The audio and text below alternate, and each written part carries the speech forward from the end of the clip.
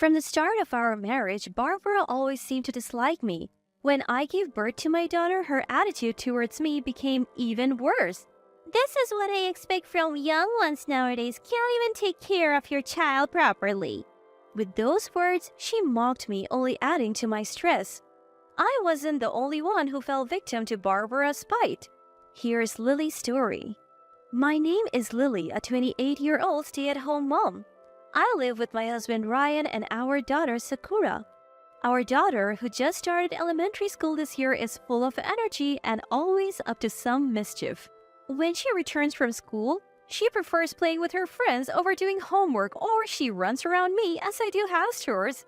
As I look after her, I manage the household, check her school handouts, of course, participate in school events which have increased in number. Before getting married, I used to work full-time. I was also part of a sports club in college, so I always thought I was fit. However, being a stay-at-home mom is more exhausting than I imagined. It's not that I underestimated the job, but it's surprising how much there is to do. Yet my husband is very supportive and our daughter is the sweetest. That's why, despite the challenges, I try my best as a wife and mother. However, there's only one thing I simply can't deal with. That's Barbara. Barbara is old-fashioned and struggles to accept new ideas. Right after my daughter was born, she would say, "Why are you feeding her store-bought formula? You should be giving her breast milk. You never know what's in those commercial products." She would often snatch the feeding bottle from my hand as I tried to feed my daughter. I tried explaining that I have difficulty producing breast milk, but Barbara wouldn't listen. Furthermore, as my daughter grew older, Barbara continued her interference. "You can't give her prepackaged food. It's obviously bad for her. A good mother would make food from scratch." Juggling first-time motherhood with household chores, dealing with Barbara's frequent visits added to my challenges. While my husband helped with chores and childcare, he had his job, so I couldn't rely on him entirely. Feeling overwhelmed, I resorted to giving my daughter ready-made baby food. These days, there's a wide variety of nutrient-rich options available. However, to Barbara, this seemed like a mere excuse. Every time I tried to explain, "You know, when I was raising Ryan, we never relied on such things," she would reminisce about her own experiences, suggesting that younger moms like me weren't doing enough. At first, I tried to brush off her stern comments, believing she had our best interests at heart. However, her criticism began to shift. "I feel sorry for Sakura having a mother like you. I bet Ryan regrets marrying someone like you. You're failing as a wife and a mother." Her negative remarks about me grew more frequent. And now, she seems to lead with a jab. By this time, my daughter has started elementary school. With visible results like test scores and school evaluations becoming frequent, Barbara's comments increased. She visited more often, always leaving a sour note behind. Because of her, my exhaustion grew, creating a cycle where Barbara's mood worsened seeing me drained. Frankly, if she truly cared about us, I wish she would step back. "You need to install some culture in my granddaughter. Piano lessons and French classes, and maybe a tutoring program. My neighbor's granddaughter does all of that, you know." When she handed over a stack of pamphlets with these suggestions, I felt utterly overwhelmed. Barbara probably didn't realize she was being intrusive. I get that. But my daughter and I have our own pace. I wish she would stop using her granddaughter to show off. I felt too intimidated to confront her directly, so I asked my husband to talk to her. However, that backfired with Barbara snapping, "It's nasty to talk behind someone's back." If I had spoken directly, she would have been upset anyway. It's like there's no pleasing her. My husband seemed frustrated too. "I've talked to her several times, but every time she ends up blaming you, Lily. I'm really sorry." He looked utterly defeated. Maybe Barbara was just worried about us in her own way, but her actions were causing more harm than good. Given Barbara's age, changing her mindset now seemed unlikely. My daughter already seemed annoyed by Barbara's meddling, and I hope as she got older, any direct commands would make her reflect. For now, pushing the issue seemed pointless. If she wouldn't listen to us, all we could do was try to forget. I decided to ignore Barbara's comments as much as possible and gently rebuke her when she became too intrusive. Then one day, while doing housework and watching my daughter study, my phone rang. The person on the other end was a classmate from school and we were in the same club.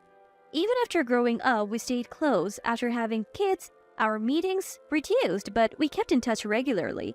The call was about my upcoming birthday. Apparently, they're planning a trip to celebrate it. They're gathering our old club friends and suggesting a trip to a hot spring.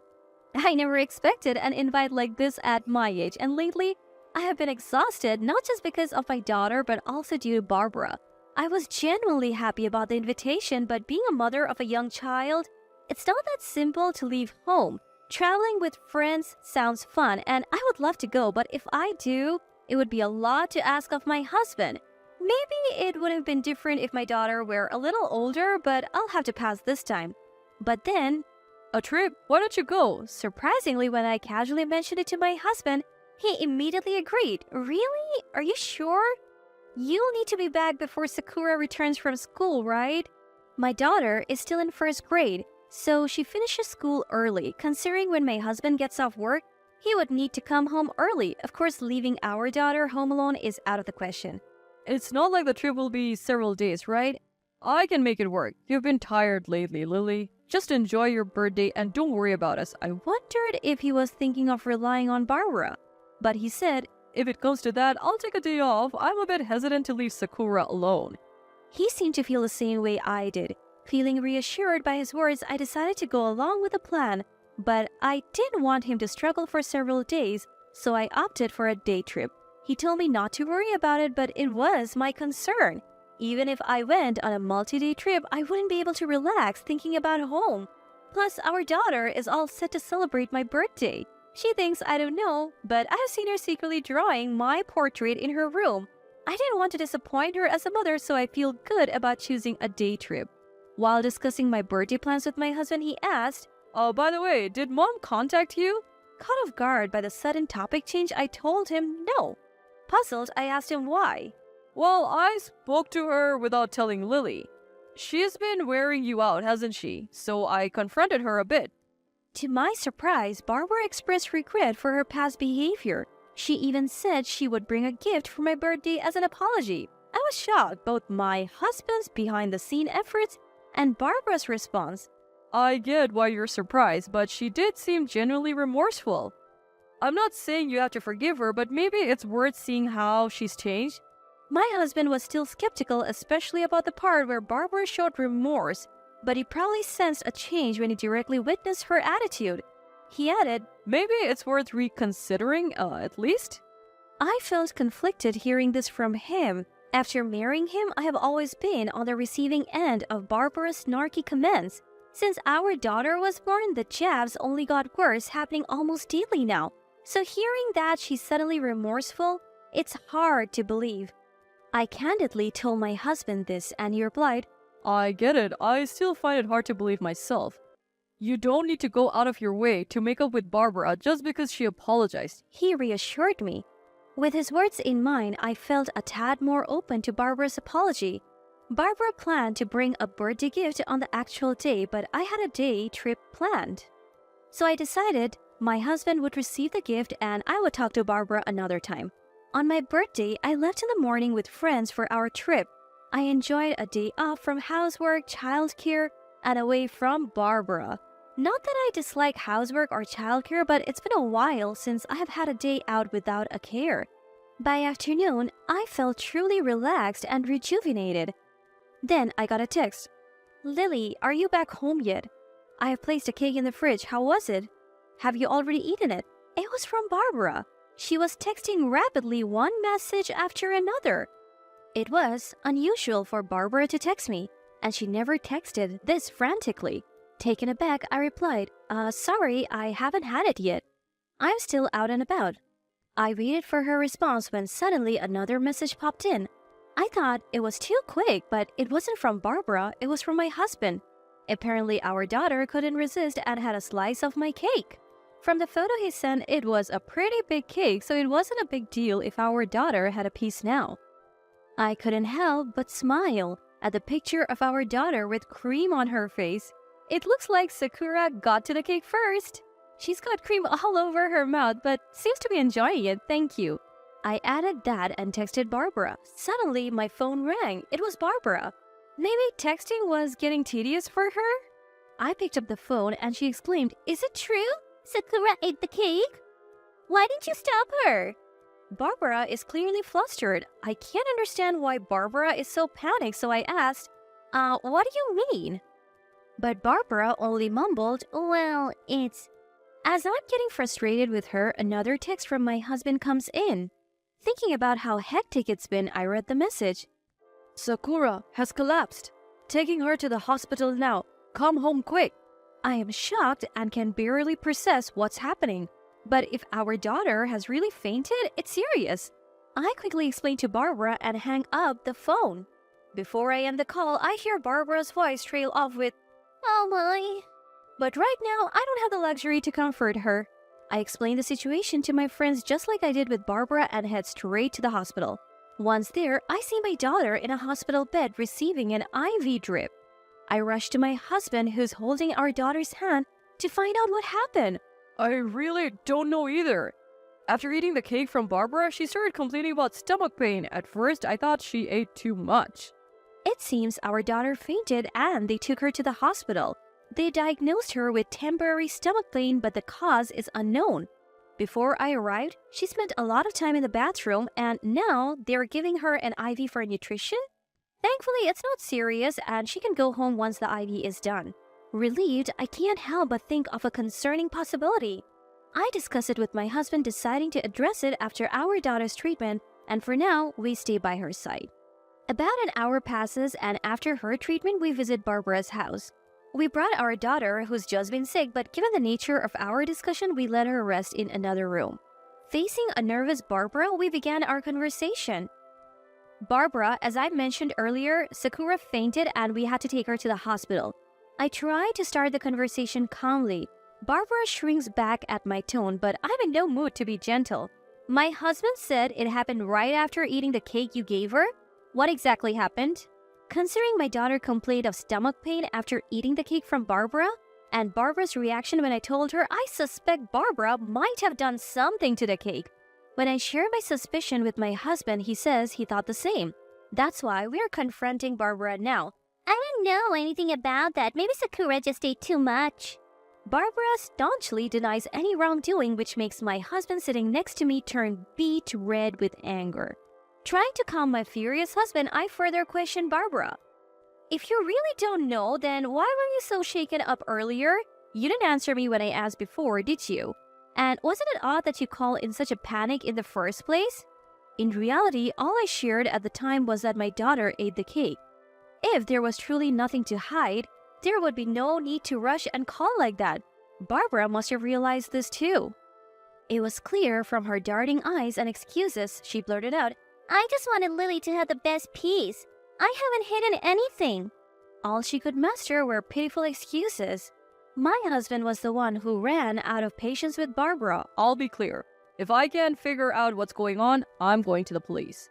I kept some of that cake Mom gave us. I'll have it tested." Barbara, who had been piling on excuses, was suddenly at a loss for words. She probably never expected him to go that far. "But I told you it's because of Sakura's overeating. Why do you have to take it this far?" As Barbara yelled and ranted, he calmly said, "If that's the case, it'll be a funny story.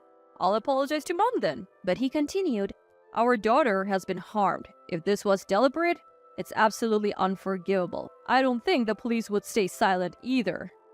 With that, he glared at Barbara. Barbara looked petrified, her face pale as a ghost. To be honest, we're not sure how the police consultation would turn out. There's a chance they might not offer the outcome we are hoping for, but what mattered at the moment wasn't the outcome, but imagining what could happen to Barbara. It would be best if Barbara came clean, and we were determined to press her for answers no matter how long it took. With that determination, we stared at Barbara for several minutes. Breaking the tense silence that followed my husband's words was Barbara herself. "I never intended for Sakura to eat it. I just thought it would be fun if it troubled Lily a bit by adding laxatives. I never meant to hurt Sakura like this." Cornered with no excuse left and all escape routes blocked by my husband's firm stance, Barbara realized her mistake. She emphasized that she never intended to harm our daughter and pleaded for forgiveness. But no matter her intentions, our daughter ended up in the hospital. There was no way we were going to forgive Barbara. We're family bound by blood, so I'll spare you from the police this time. But we are cutting ties, and if you ever cross our paths again, there will be no mercy. With those final words to Barbara, my husband headed to the room where our daughter was sleeping. I locked eyes with Barbara as she reached out to my husband. I know you cared about Sakura, Barbara. I also realized the harassment was targeted at me. But now that Sakura got hurt, none of that matters anymore. You have no right to call yourself Sakura's grandmother. We left the house after I told Barbara this, while she watched my husband cradling our daughter. We never went to the police about Barbara, but we decided to cut ties with her. I thought she might do something about it, but she never did. I have heard she's now devastated and has been shutting herself in at home. She had always cherished her son and granddaughter. It must have deeply hurt her to be separated from them. However, this entire situation was caused by Barbara's actions. I can't muster any sympathy for her. Afterward, our daughter recovered fully and is now happily attending school. Since that day, she has been in perfect health with no issues. Sometimes her lively nature can be a handful, but seeing her healthy, happy, and enjoying life is the greatest joy.